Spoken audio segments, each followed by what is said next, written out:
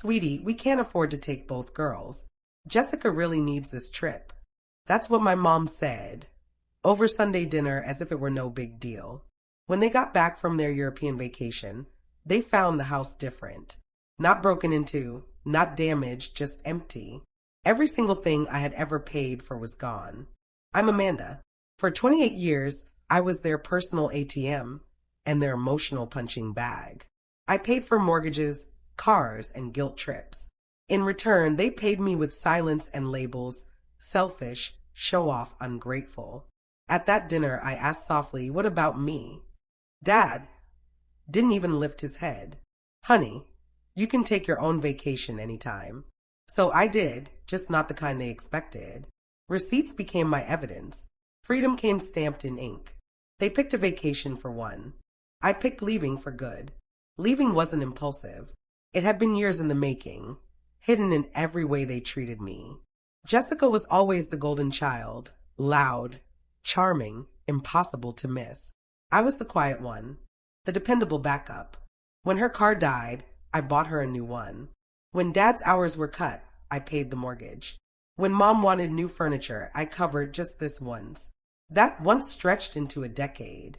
Since I was 20, I'd been sending $800 every month. They called it family help. I called it survival, because in our family, love came with an invoice. When I finally bought myself a car, Mom frowned. "Do you really need something that fancy?" When I got my own apartment, Dad sighed. "You're leaving the family, Amanda. Abandoning us." Funny thing, I was the one paying the bills. Meanwhile, Jessica dropped out of college to follow her passion. She filmed brunches, bought ring lights, and somehow her overdraft became my emergency. I kept hoping they'd eventually see the line between helping and being used. But the more I gave, the smaller I became, disappearing behind their needs. Last year on my birthday, they let me choose the restaurant, then handed me the bill. "Your treat, right?" Dad joked. I laughed, because crying wasn't allowed. That night, Mom called. "Sweetheart, Jessica's short on rent again. You can help, can't you?" Her tone was soft, guilt wrapped in affection. And I said yes. Again. In college, I skipped spring break to work overtime. Sent my bonus to cover Mom's credit card. Jessica posted poolside pictures captioned "Family First." She met my wallet. Driving home one night, city lights blurred, and I thought about every favor I mistook for love. Every time I paid to belong. And it hit me. Belonging had always been for sale. That night, I realized I'd been funding a family that never actually included me. After that dinner, something in me went quiet. Not shattered, just finished. The kind of silence that comes when truth finally gets too loud. For the first time in years, I opened my bank statements, tracing each transaction like a detective revisiting a cold case. 10 years of helping. 10 years of watching my savings drain while their comfort grew. Financed by me. The math didn't lie. $96,000 in mortgage payments. $47,000 in household expenses, the fridge, washer, dryer, furniture, Jessica's car. All of it sitting in that house. My money. Their comfort. I thought about every unspoken thank you. Every time they said, "You're lucky to have a good job." As if my effort was luck, not the reason they could live without worry. That weekend I printed everything, receipts, texts, every promise to pay me back. I made folders, labeled, color-coded, just in case they ever doubted what I'd given. I wanted proof that my generosity wasn't some story I made up. Then I met with a lawyer. She flipped through the papers, eyebrows raised. I think I learned to keep records the moment love started coming with conditions. She gave a faint smile. "Then you already understand your value." She went on to explain that, legally, ownership remains with the one who paid, unless it's signed away. Every major thing I'd ever purchased was still mine. That single fact filled my lungs like air after nearly drowning. When I left her office, I felt lighter, not exactly happy, but clear. For so long, I'd believed that walking away was betrayal. Now I realized the real betrayal had been staying. I started browsing apartments in Denver, a city I'd adored for years but never had the courage to claim. The mountains, the clean air, It all felt like a life I hadn't yet earned. But maybe, finally I could. At night, I'd sit by the window, watching the skyline flicker against the glass.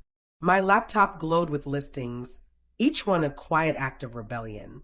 Between tabs for movers and rental estimates, I created a new folder titled My Life. For the first time, I wasn't saving files as proof. I was saving them as blueprints for freedom. At work, I requested to go remote. My manager didn't even hesitate. "You've earned the freedom, Amanda." That one sentence felt more loving than anything my parents had said in years. I stopped replying instantly to every family message, paused before agreeing to another favor. Each small hesitation felt like reclaiming a piece of myself I hadn't realized was leased out. For the first time, I imagined a life where both my money and my peace belonged solely to me. And when the flight confirmation for their Europe trip landed in our family chat, I smiled quietly. The day they boarded that plane, I stopped being their fallback plan. They left on a Tuesday morning, 3 suitcases, 1 oversized tote, and a promise to FaceTime from Paris. Mom kissed my cheek like it was some kind of generosity. "Keep the plants alive, honey," she said. Jessica smirked from the back seat. "Try not to miss us too much." Their laughter trailed off as the car disappeared down the street. I stood in the driveway and exhaled. The air felt different, still sharp, but mine. By 9 o'clock, I made my first call. "Hi, this is Amanda Mitchell. I'd like to arrange a pickup for tomorrow." The moving company specialized in delicate transitions, dividing assets, quiet separations, stories best left untold. Patricia, the coordinator, didn't pry. She simply said, "We'll take care of it carefully." That night, I walked through the house one last time. Every room murmured with memories I no longer wanted. The fridge I bought hummed in the kitchen. The washer turned softly in the garage. The couch where I'd once cried while Jessica laughed. Everything in that house carried my fingerprints, except love. I took photos for the record, each click a small farewell. It wasn't revenge, it was bookkeeping. By Wednesday morning, the trucks arrived. 2 movers, polite and efficient. I handed them my folder, receipts, inventory, serial numbers. They didn't need a story. They already knew this one. The fridge went first, then the furniture, the washer, the new TV, Jessica's vanity. One by one, the illusion of family warmth disappeared. By late afternoon, the place looked hollow, like a set after the final act. I left the old floral couch in the living room, the one Mom used to hate. It felt right, leaving them with their past. Before locking the door, I set an envelope on the counter. Inside were receipts, copies of statements, and a letter. "Mom, Dad, Jessica, everything I've taken was bought and paid for by me. For 10 years, I carried your lives while you called me selfish. I'm done being useful only when it benefits you. Call this repayment for every favor that turned into a burden. The house you returned to is the one you made without me." I slid the key through the mail slot, the sound final, like closing a door on an older version of myself. As I drove off, the rearview mirror showed only open sky. No guilt, no fear, just stillness. That night, I slept more soundly than I had in years. My phone lit up with missed calls I didn't return.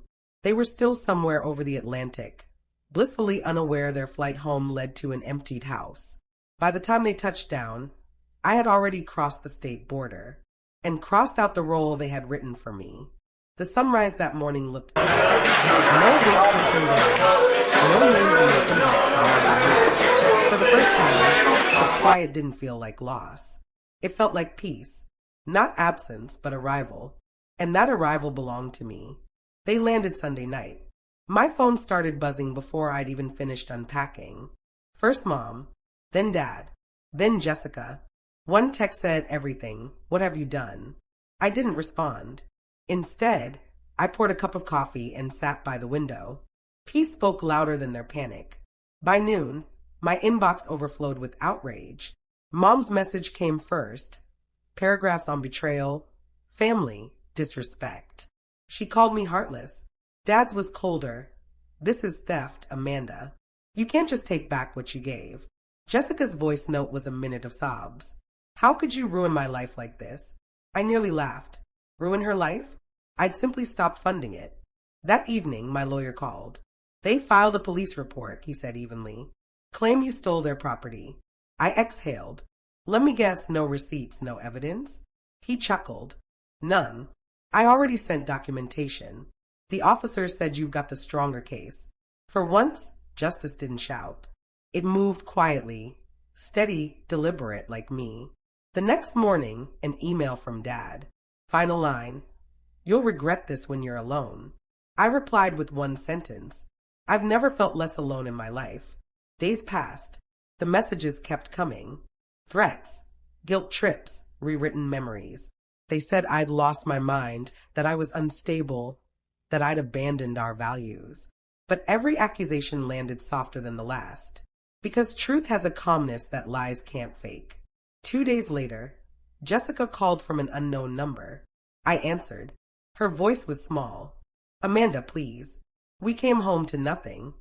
I left what was yours, I said, and took what was mine. I can't work without my setup, she whispered. Then build it yourself, I said. The way I built mine. She tried one last appeal. Mom's been crying for days. Be reasonable. Reasonable was 10 years, I said. This is justice. The room stayed still. Then came a faint sniffle. Do you hate me? No, I said. I just stopped financing you. I'd already called building security. Family members, restricted to the lobby. Boundaries aren't cruelty. They're instructions for how I deserve to be loved. Then came a certified envelope, a lawsuit threat. My attorney responded in 3 short lines. All items were legally purchased and recorded by my client. Any further contact will be deemed harassment. What followed was silence. Real silence this time. Not neglect, release. For years, they'd ruled me through obligation, convincing me love was something you had to buy. But now, every unanswered call, every dollar I chose to keep became a line drawn in permanent ink. I was no longer their bank, their therapist, or their safety net. I was Amanda, whole, solvent, and unapologetic. And for the first time, they were the ones left empty-handed. Months have passed without a single message. The quiet feels different now, earned, not imposed. At first, I kept checking my phone, half expecting another guilt-soaked plea disguised as affection. But the silence stayed, and inside that silence, I began to hear myself again. Mornings no longer start with dread. They start with sunlight spilling through thin mountain air, coffee for one, and a peace that used to feel like a luxury. I realize freedom rarely comes with applause. Sometimes it looks like paying your own bills and knowing no one else holds the deed to your happiness. I still think of my family now and then, not with anger, but distance. I hope they're well, but I've stopped confusing their comfort with my duty. I once thought leaving meant losing everything. Now I see it meant reclaiming what was left of me. I'm learning to buy things for myself without guilt's echo, to say no without a speech, to rest without needing permission. Denver feels like a second birth. I hike on weekends, work alongside people who honor boundaries, and love a man who doesn't flinch when I ask for space. My life isn't flawless, but it's finally mine, paid for in full, with cash and clarity. If anyone's ever called you selfish for choosing yourself, hear me now. You're not selfish. You're surviving. You have every right to stop giving to people who only take. Have you ever lived something like this? Tell me in the comments. And if you have, know this, you're not alone. Because peace isn't passive. It's power. And sometimes the quietest revenge is finally living.